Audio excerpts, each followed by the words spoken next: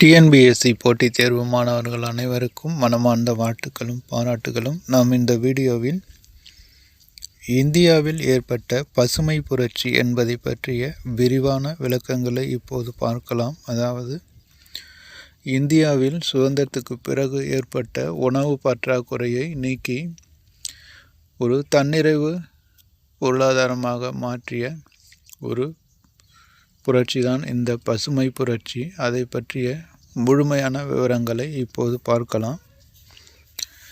இந்தியாவில் பசுமை புரட்சி என்பது அதாவது வேளாண்மையை உற்பத்தி செய்து மகசூலை அதிகப்படுத்தி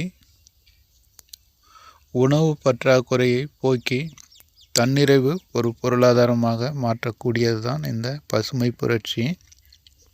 இது இந்தியாவில் 1960 மற்றும் 61 காலகட்டங்களில் ஏற்படுத்தப்பட்டது.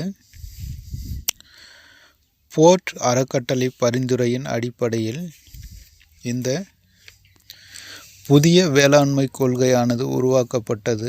இந்தியாவின் உணவு நெருக்கடியும் அதை எதிர்கொள்ளும் வழிகளும் என்னும் தலைப்பில் அளிக்கப்பட்ட பரிந்துரைகளை இந்திய அரசு 1960ஆம் ஆண்டு ஏற்று வேளாண் சீர்திருத்தங்களை அறிமுகம் செய்தது.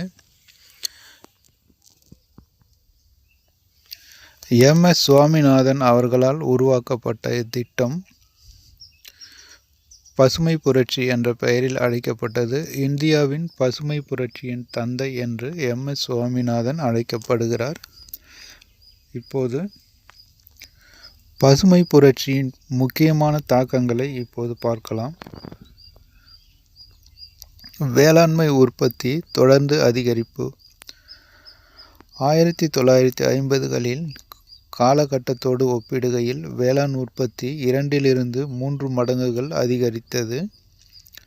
1950களில் நிலவிய உணவு பற்றாக்குறை காரணமாக உணவு தானியங்களை PL-140 திட்டத்தின் கீழ் அமெரிக்காவிலிருந்து உணவு தானியங்களை இந்தியா இறக்குமதி செய்ய வேண்டியிருந்தது.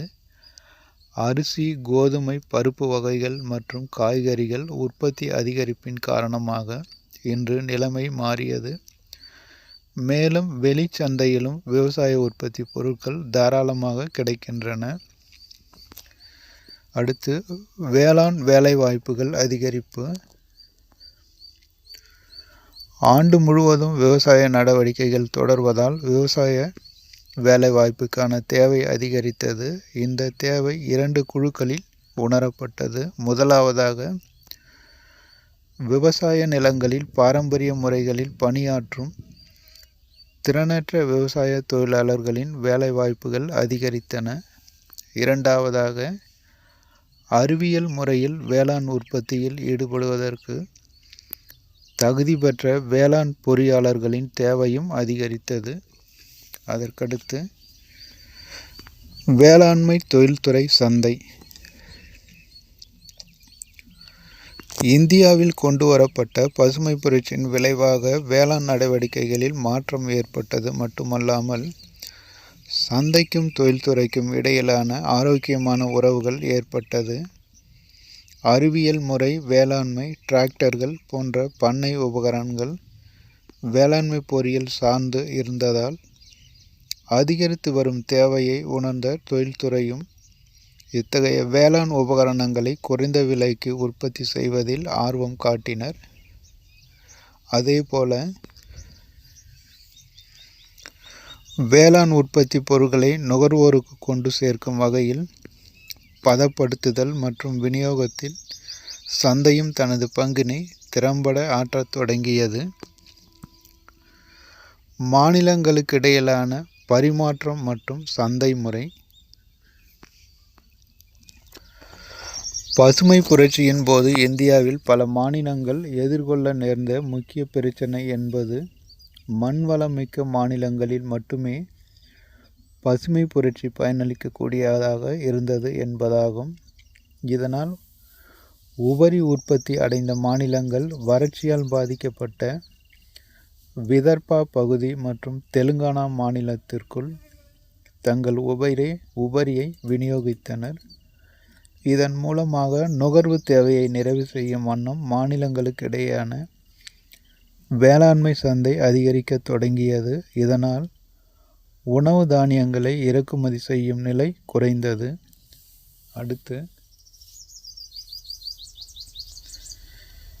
சிறு விவசாயிகள் பெரிய விவசாயிகள் இடையேயான ஏற்றத்தாழ்வு.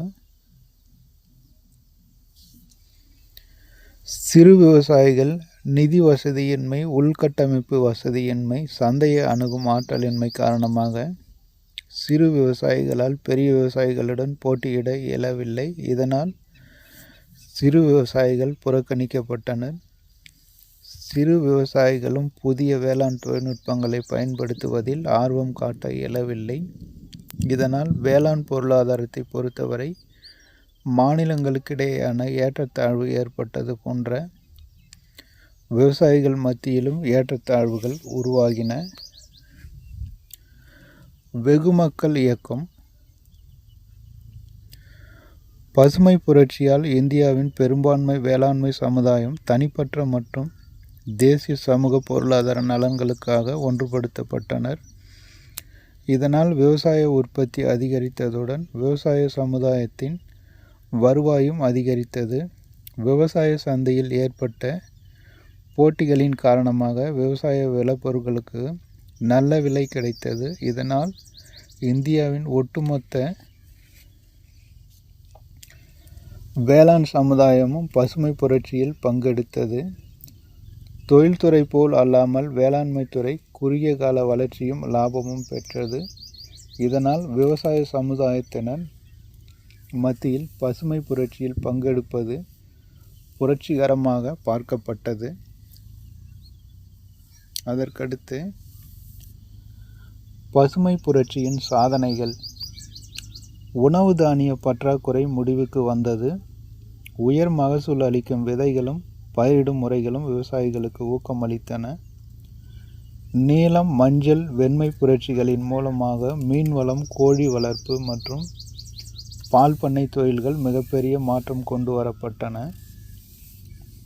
பணப்பயிர்கள் மற்றும் நறுமணப் பொருட்கள் உற்பத்திக்கும் சம முக்கியத்துவம் அளிக்கப்பட்டதால் பணப்பயிர்களை பல்வேறு நாடுகளுக்கு ஏற்றுமதி செய்யும் நாடாக இந்தியா உருவானது.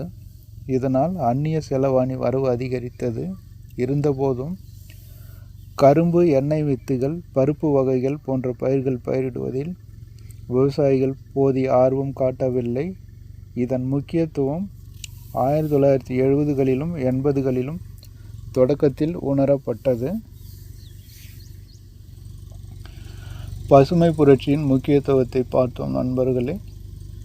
இதற்கு அடுத்து வரும் வீடியோவில் இன்னொரு முக்கியமான தலைப்பாக உள்ள வெண்மை புரட்சியை பற்றி பார்க்கலாம். அடுத்து வரும் வீடியோவில் சந்திக்கலாம் நண்பர்களே. நன்றி.